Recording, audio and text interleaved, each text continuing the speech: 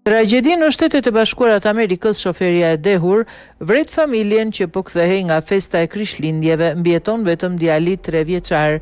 Një histori tragjike ndodhi në Teksas, Shtetet e Bashkuara të Amerikës, ku një familje me 4 antar u shkatërrua kur një automjet i drejtuar nga një shofer e dehur goditi makinën e tyre ndërsa po ktheheshin nga një fest Krishtlindjesh.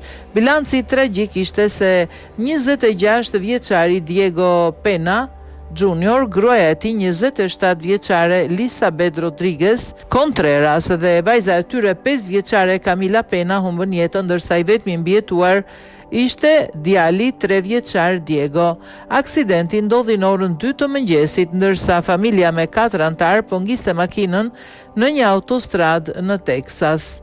Sipas policisë, aksidenti u shkaktua nga 27 vjeçarja Majesti Faithle, e cila ishte në ndikimin e alkoolit kur kaloi në korsinë e gabuar. Pas arrestimit të saj, ajo po mbahet në burgun e qarkut Fort Bend me një garanci prej $1.050.000.